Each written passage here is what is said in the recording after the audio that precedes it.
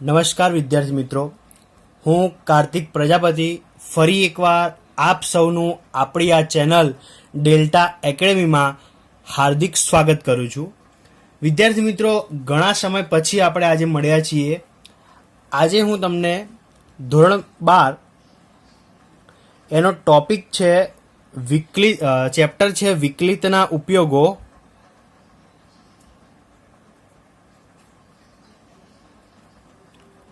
હવે આ ચેપ્ટરનો આપણે આ ટોપિક વિશે અભ્યાસ કરવાનો છે. આપણે પ્રથમ વિકલિત કસોટી અને બીજો ટોપિક છે દ્વિતીય વિકલિત કસોટી. બરોબર, આ ખૂબ જ અગત્યનો ટોપિક છે. આ બંને ટોપિક અગત્યના પણ છે અને થોડા અઘરા પણ કહી શકાય એ પ્રકારના ટોપિક છે. હવે આ ટોપિકની અંદર શરૂઆત કરીએ, આ કસોટી વિશે સમજીએ એ પહેલાં આની અંદર જે ટર્મિનોલોજી યુઝ થાય છે, એટલે જે પારિભાષિક શબ્દો છે ગાણિતિક, એના વિશેનો આપણે ખ્યાલ મેળવી લઈએ. તો આ બે કસોટી વિશે જાણીએ એ પહેલાં આપણે સ્થાનીય મહત્તમ કે ખાલી એકલું મહત્તમ, એવી જ રીતે સ્થાનીય ન્યૂનતમ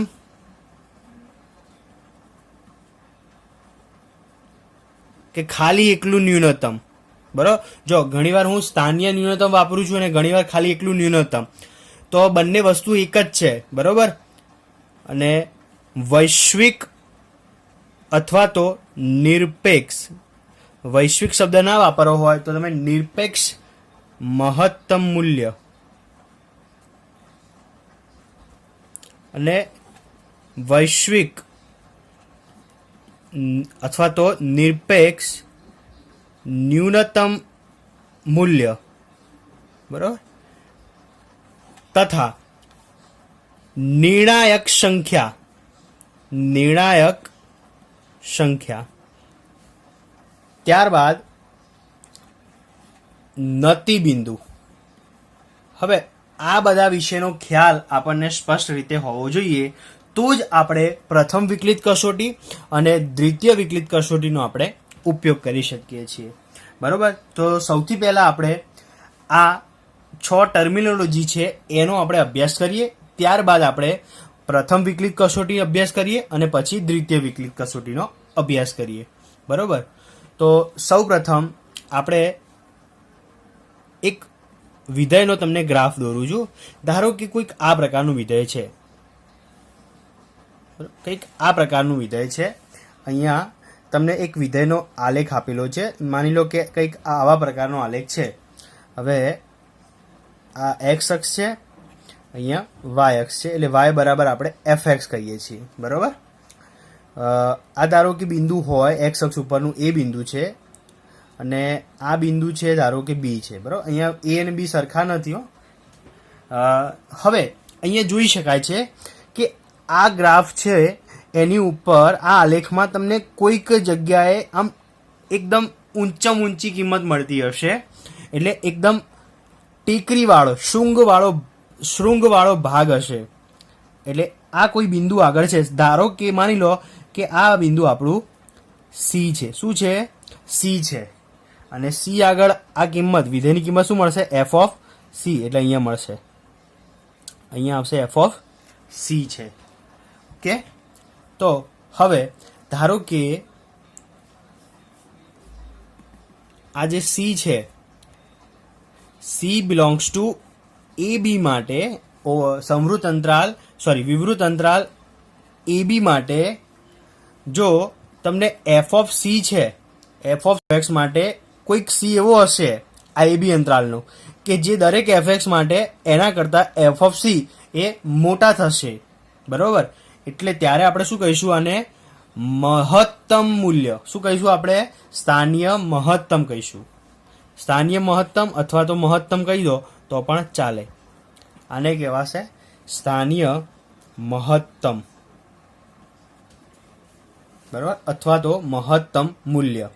ખ્યાલ આવી ગયો મિત્રો? તો આને કહેવાશે સ્થાનીય મહત્તમ. હવે બીજું, હું બીજો એક ગ્રાફ લઉં છું. આલેખ કદાચ આ રીતનો હોય, બરાબર, આ એક પ્રકારનો આલેખ છે. અહીંયા સેમ આ બિંદુ એ છે અને આ બિંદુ બી છે, બરાબર. અહીંયા સૌથી નીચેનું બિંદુ લઈ લો, સૌથી નીચેનું, જ્યાં આલેખ સૌથી નીચેનું મૂલ્ય દર્શાવતો હોય એવું બિંદુ લઈ લો. એ પણ ધારો કે કદાચ આપણને સી આપેલું છે, બરાબર. શું આપેલું છે? સી આપેલું છે. હવે આ સી આગળ શું થાય છે? ગ્રાફનું આલેખની કિંમત છે એ સૌથી નાનામાં નાની મળે છે. એટલે કે સી બિલોંગ્સ ટુ કોઈ એબી વિવૃત અંતરાલ એબી માટે શું થાય છે કે ભાઈ આ એફ ઓફ સી છે એ લેસ દેન ઇક્વલ ટુ દરેકે દરેક એફ એક્સ માટે જ્યાં એક્સ બિલોંગ્સ ટુ એબી છે, બરોબર.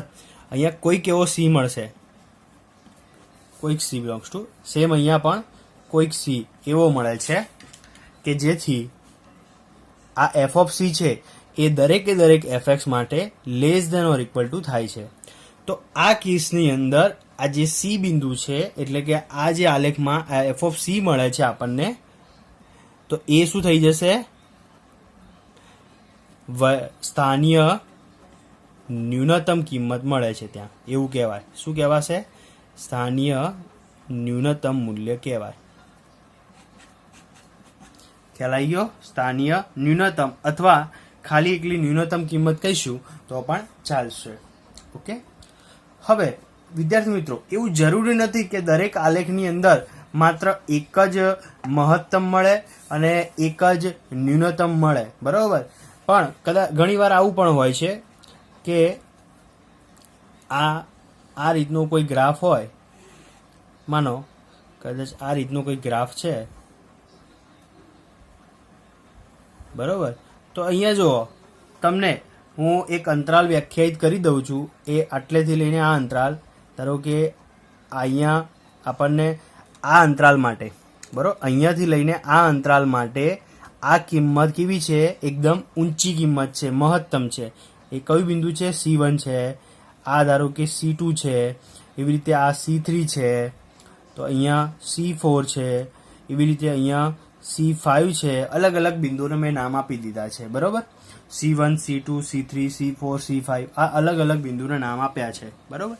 તો અહીંયા જોઈ શકાય છે કે હું અલગ અલગ અંતરાલ લઈશ, એટલે કે હું આ C1 છે, C1 ની ડાબી બાજુ અને જમણી બાજુ કોઈક નાનો અંતરાલ લઈ લઉં છું. શું લઈ લઉં છું? એક સ્થાનીય અંતરાલ લઈ લઉં છું, એટલે કે કંઈક નાનો અંતરાલ લઈ લઉં છું. તો અહીંયા શું થાય છે? ધારો કે હું કોઈ h>0 માટેનો અંતરાલ લઉં છું, બરાબર. h એકદમ નાનો લેવાનો છે, એટલે અહીંયા શું થઈ જશે? આ અંતરાલ C1 - h અને C1 + h થશે. આવો એવી રીતે C2 - h, C1 + h, C3 - h, C3 + h, એવી રીતે આગળ આવી રીતે હોય છે. આગળ આપણે આવી રીતે વિચારવાનું છે. હવે અહીંયા જો, અહીંયા શું થાય છે કે આ અંતરાલ માટે આપણને અહીંયા જોઈ શકાય છે કે અહીંયા આલેખની ઊંચી કિંમત મળે છે, એટલે કે અહીંયા મહત્તમ મળે છે. આ અંતરાલ માટે કિંમત અહીંયા ન્યૂનતમ મળે છે. અહીંયા મહત્તમ, અહીંયા ન્યૂનતમ, અહીંયા મહત્તમ. તો આનો અર્થ એવો થયો કે આલેખની અંદર એક કરતાં વધારે મહત્તમ મૂલ્ય હોઈ શકે છે અને એક કરતાં વધારે ન્યૂનતમ મૂલ્યો પણ હોઈ શકે છે, બરાબર. તો આ રીતે તમને સ્થાનીય મહત્તમ અને સ્થાનીય ન્યૂનતમ કિંમતો શું દર્શાવે છે એ આપણે આલેખ દ્વારા સમજ્યા. હવે અહીંયા જોઈ શકાય છે કે મેં દરેક જગ્યાએ જ્યાં મહત્તમ કિંમત મળતી હતી કે ન્યૂનતમ કિંમત મળતી હતી, તો એ મેં બિંદુ દર્શાવ્યા. અહીંયા પણ સી છે, અહીંયા પણ મેં સેમ એ જ સી નામ આપ્યું છે. પણ આ આલેખની અંદર જુઓ, C1, C2, C3, C4, C5, અને જો આલેખ આગળ જતો હશે તો એ રીતે અલગ અલગ આપણે નામ આપ્યા હશે. તો આ જે બિંદુઓ છે, C1 કહો, C2 કહી દો, C3 કહી દો, તો આ શું છે? આને આપણે કહીશું નિર્ણાયક સંખ્યાઓ, એટલે કે એક્સ્ટ્રીમ પોઈન્ટ. એક્સ્ટ્રીમ પોઈન્ટનો મતલબ એવો કે આ જગ્યાએ એક્સ્ટ્રીમ કિંમત, બરોબર, આ જગ્યાએ મહત્તમ કે ન્યૂનતમ કિંમતો મળી શકવાની સંભાવના રહેલી છે. તો આવા જે બિંદુ હશે એને આપણે શું કહીશું? C1, C2, C3, C4, C5 આ બધાને શું કહીશું આપણે? નિર્ણાયક સંખ્યાઓ. સમજી ગયા મિત્રો? તો નિર્ણાયક સંખ્યા કોને કહેવાય? બરાબર. તો આલેખની અંદર જો જેમ આલેખની અંદર એક કરતા વધારે મહત્તમ અને એક કરતા વધારે ન્યૂનતમ કિંમત મળે, એવી જ રીતે નિર્ણાયક સંખ્યાઓ પણ કેવી મળે? એવી રીતે એક કરતા વધારે મળી શકશે. બરોબર. ચલો હવે આપણે આગળ જોઈએ.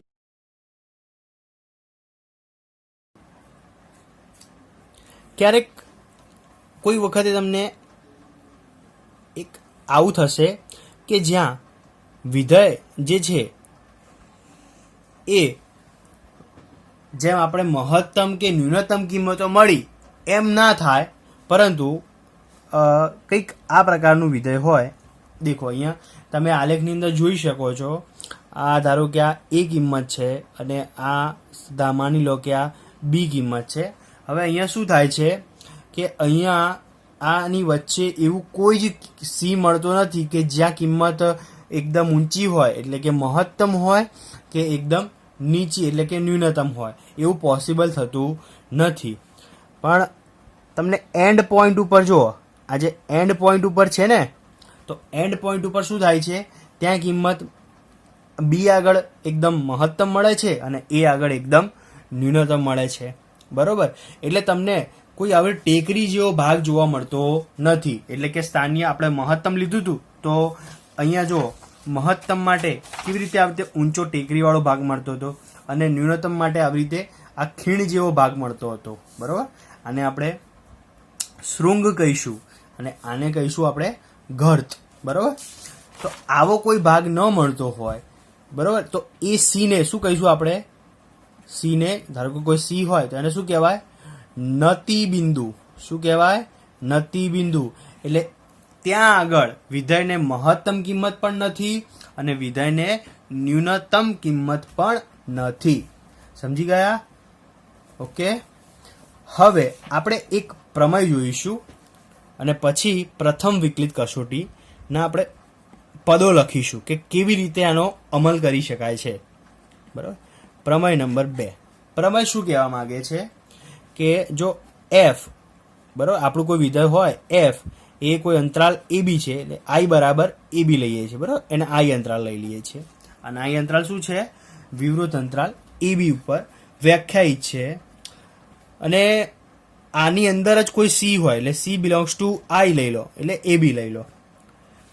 અને વિધેય જે છે, વિધેય એફ, બરાબર, એ સી આગળ કોઈ સી આગળ શું હોય? મહત્તમ હશે અથવા તો ન્યૂનતમ. બરાબર. મહત્તમ હોય કે ન્યૂનતમ હોય તો શું થઈ જશે? તો એફ ડેશ સી બરાબર શું થાય? શૂન્ય થાય. શું થઈ જશે?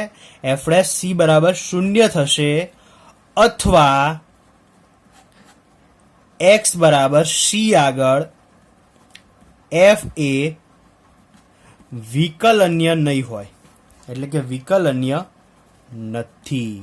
મિત્રો આ વ્યાખ્યા, આ પ્રમેયને જો સમજવો હોય, પહેલા આનું આપણે વિધાન યાદ રાખી લઈએ. શું કહેવા માંગે છે કે એફ જે છે એ વિવૃત અંતરાલ એ બી એની ઉપર વ્યાખ્યાયિત છે અને આ અંતરાલનું કોઈ બિંદુ સી લીધું છે. તો વિધેય જો એફ આગળ એને મહત્તમ કિંમત કે ન્યૂનતમ કિંમત હોય તો શું થઈ જશે? તો એફ ડેશ સી બરાબર 0 થાય અથવા તો કે આ એફ છે એ સી આગળ વિકલન્ય નથી. હવે આવું શા માટે?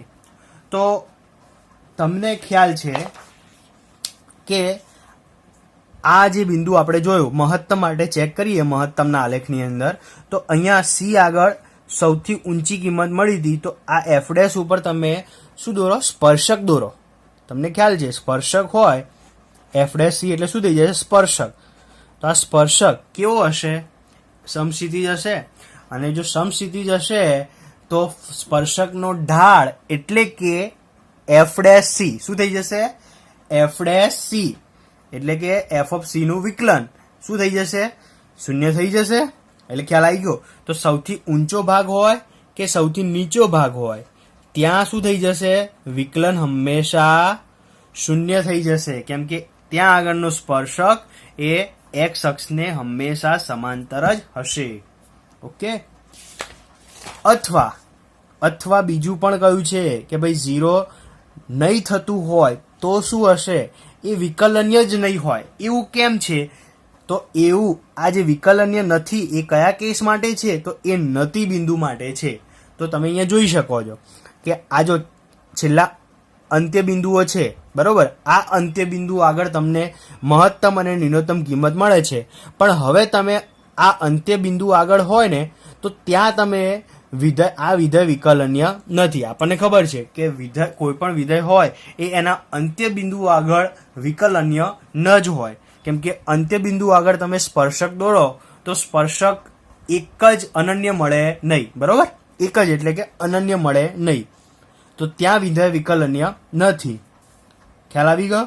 એટલે પ્રમેય નંબર 2 શું કહે છે કે એફ વિધેય એફ એ AB ઉપર વ્યાખ્યાયિત હોય અને AB ઉપરનું બિંદુ C હોય તો F એ C આગળ મહત્તમ અને જો ન્યૂનતમ હોય તો F' બરાબર શું થાય? શૂન્ય થશે, અથવા તો X બરાબર C આગળ વિકલન્ય નથી એવું કહેવાશે. બરોબર. હવે આપણે પ્રથમ વિકલિત કસોટી જોઈએ. બરોબર, પ્રથમ વિકલિત કસોટી જોઈએ.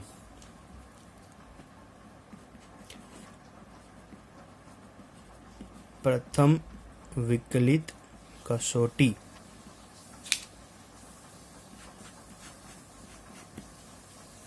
હવે પ્રથમ વિકલિત કસોટી એના આપણે સોપાનો લખીએ, એટલે કે આપણે કઈ રીતે કરવાનું છે.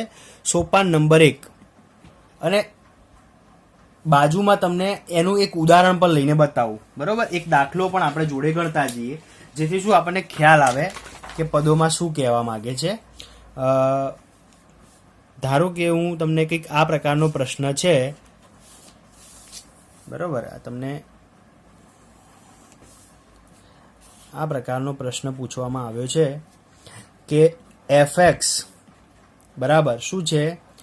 x ની 3 ઘાત -3x વત્તા 3 ના સ્થાનીય મહત્તમ તથા સ્થાનીય ન્યૂનતમ મૂલ્યો શોધો. ના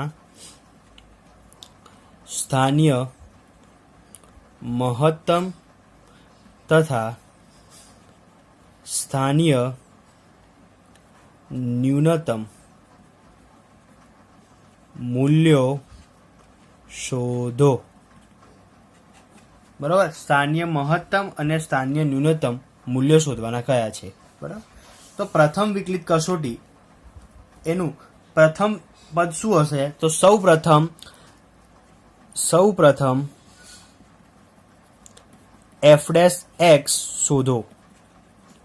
બરોબર, fx આપ્યું હોય એનું f' શોધી લેવાનું. તો અહીંયા ચલો આપણે f' શોધી લઈએ. તો 3x² -3 વત્તા 0, બરોબર, એટલે 3x² -3 થઈ જશે. ઓકે. હવે બીજું સોપાન શું કહે છે કે f' બરાબર 0 લઈ શું કરવાના? નિર્ણાયક સંખ્યા શોધવાની. નિર્ણાયક સંખ્યા C1 C2 Cn શોધો. Cn એટલા માટે કે n ઘાતવાળું વિધેય હોય તો એને n નિર્ણાયક સંખ્યાઓ મળી શકે છે. બરાબર, એટલે જેટલી બી નિર્ણાયક સંખ્યા મળતી હોય એટલી બધી નિર્ણાયક સંખ્યા શોધી લેવાની. બરાબર. હવે આ શું કહેવા માંગે છે અહીંયા જોઈએ. તો મેં f' શોધ્યું છે. હવે આને શું કરું? 0 સાથે સરખાઈ દઉં. 0 સાથે તો શું મળશે? 3x² -3 બરાબર 0. સો 3 ને કોમન લઈશું, x² - 1 બરાબર 0. 3 = 0. આ તો કોઈ દિવસ શક્ય થવાનું નથી. ખ્યાલ આવી ગયો? તો શું થઈ જશે? x² - 1 બરાબર 0. તો x² બરાબર 1. તો એનો અર્થ શું થયો? x શું થઈ જશે? +or -1. બરોબર, +or -1. હવે ત્રીજું સોપાન તમારે શું કરવાનું છે કે નિર્ણાયક સંખ્યાને વાસ્તવિક સંખ્યા રેખા એટલે સંખ્યા રેખા ઉપર સંખ્યા રેખા પર દર્શાવો. બરાબર, સંખ્યા રેખા ઉપર દર્શાવી દો. ચલો આ ત્રીજું સ્ટેપ. તો એક પહેલું સ્ટેપ હતું એફ ડેશ, બીજું એને 0 સાથે સરખાવવાનું અને પછી એને નંબર લાઈન ઉપર દર્શાવો. એટલે આ મેં નંબર લાઈન દોરી દીધી. -1 અહીંયા આવશે અને 1 આપણને અહીંયા મળશે. બરાબર, બે જ સંખ્યા મળે છે. બરાબર, હવે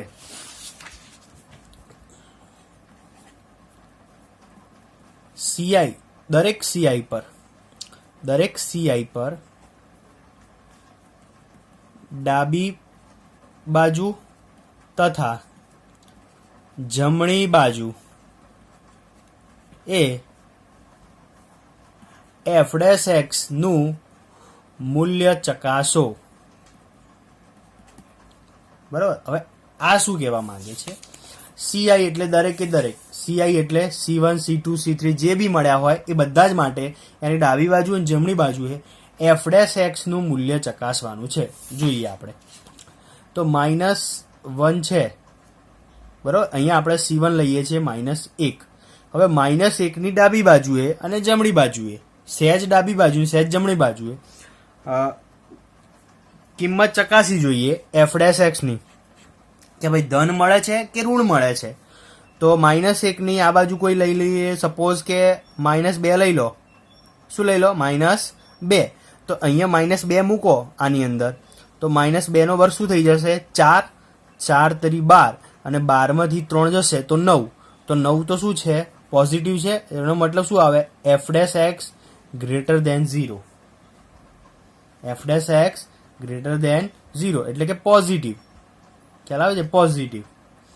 અને જમણી બાજુ જુઓ -1 ની આ બાજુ આવે એટલે 0 લઈ લઈએ આપણે. બરાબર, 0 લઈ લઈએ તો શું થઈ જશે? 0 નો વર્ગ એટલે 0 -3 એટલે આન્સર આવશે -3. તો ત્યાં શું મળ્યું? F dash X less than 0 એટલે કે નેગેટિવ. બરાબર, તો હવે પાંચમું સોપાન, બરાબર, પાંચમું સ્ટેપ શું છે? જો ડાબી બાજુએ સીઆઈ ની ડાબી બાજુએ ધન હોય, પ્લસ હોય અને જમણી બાજુ માઇનસ હોય તો શું મળશે? તો તે સીઆઈ આગળ સ્થાનીય મહત્તમ મૂલ્ય મળે. શું મળે? સ્થાનીય મહત્તમ મૂલ્ય મળે. તથા તેથી વિરુદ્ધ હોય તો, એથી વિરુદ્ધ એટલે પહેલા માઇનસ હોય અને પછી પ્લસ મળે, તો તેથી વિરુદ્ધ હોય તો સીઆઈ આગળ સ્થાનીય શું મળશે? ન્યૂનતમ મળે. સમજી ગયા? તો આટલા સોપાનો છે. હવે જોઈએ આપણે અહીંયા આપણે શું મળ્યું? -1 ની જમણી બાજુએ પ્લસ ડાબી બાજુએ ઋણ. તો અહીં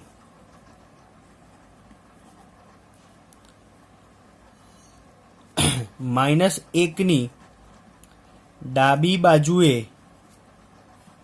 એફ ડેશ એક્સ ધન તથા -1 ની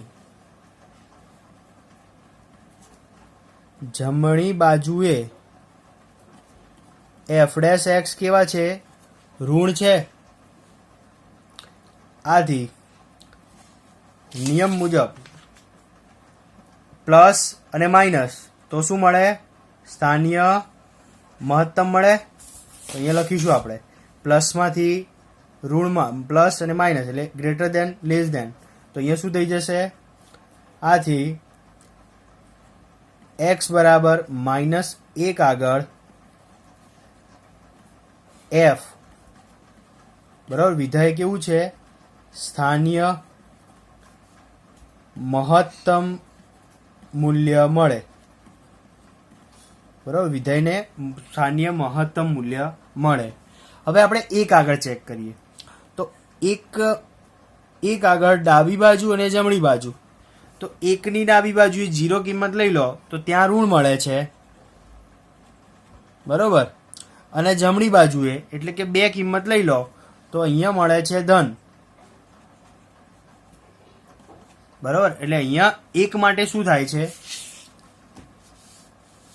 અહીં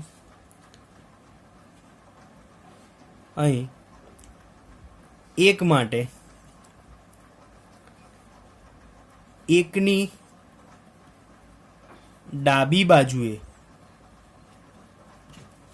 શું થાય છે, એકની ડાબી બાજુએ f' <0 તથા એકની જમણી બાજુએ f' <0 થાય છે. આથી x બરાબર 1 આગળ વિધેયને શું મળશે, સ્થાનીય ન્યૂનતમ કિંમત અથવા મૂલ્ય મળે છે. તો ખ્યાલ આવી ગયો મિત્રો કે મહત્તમ ક્યારે મળે અને ન્યૂનતમ ક્યારે મળે, બરોબર. તો આ અહીંયા તમને મહત્તમ અને ન્યૂનતમ બંને કિંમત મળી ગઈ છે. ખ્યાલ આવી ગયો. હવે તમને એવું પૂછે મહત્તમ કિંમત કઈ મળે અને ન્યૂનતમ કિંમત કઈ મળે. આ આપણે શું શોધ્યું છે, કઈ જગ્યાએ આપણને મહત્તમ અને ન્યૂનતમ કિંમત મળે છે, પણ મૂલ્ય કેટલું હોય છે એ આપણે શોધીએ. તો એના માટે આપણે જો મહત્તમ ક્યાં મળે છે તો કે -1 આગળ, તો મૂલ્ય કેટલું, તો અહીંયા લખીએ સ્થાનીય મહત્તમ મૂલ્ય, તો f ઓફ માઇનસ, અહીંયા f ઓફ લેવાનું. અહીંયા ઘણા વિદ્યાર્થીઓ ભૂલ કરતા હોય છે, f' ની અંદર -1 મૂકી દેતા હોય છે, બરોબર. અહીંયા આપણે f ઓફ -1 લેવાનું છે. તો f ઓફ -1 એટલે અહીંયા 3 ગુણ્યા -1 વત્તા 3, તો આમાં -1 3 6 એટલે 5, તો f ઓફ -1 5. તો મહત્તમ મૂલ્ય કેટલું મળ્યું તો કે 5. હવે સ્થાનીય ન્યૂનતમ મૂલ્ય શોધી લઈએ. સ્થાનીય ન્યૂનતમ મૂલ્ય, હવે સ્થાનીય ન્યૂનતમ મૂલ્ય શોધો તો f ઓફ 1 તો શું થઈ જશે, 1 ની 3 ઘાત 3 ગુણ્યા 1 વત્તા 3 એટલે આ થઈ જશે 4 - 3, 3 ને 1 4 -3 એટલે મળશે 1. તો નાનામાં નાની કિંમત કેટલી મળી, આ, બરોબર. તમને મૂલ્ય પૂછ્યું હોય મહત્તમ 5 અને ન્યૂનતમ પૂછ્યું હોય તો 1, પણ મહત્તમ મૂલ્ય ક્યાં મળે છે તો કે -1 આગળ, ન્યૂનતમ મૂલ્ય ક્યાં મળે છે તો કે +1 આગળ. સમજી ગયા મિત્રો. તો આ રીતે તમારે બધા દાખલા ગણવાના છે, સ્થાનીય મહત્તમ અને સ્થાનીય ન્યૂનતમ. તો આ મેં દાખલો ગણ્યો છે પ્રથમ વિકલિત કસોટીના આધારે. સમજી ગયા.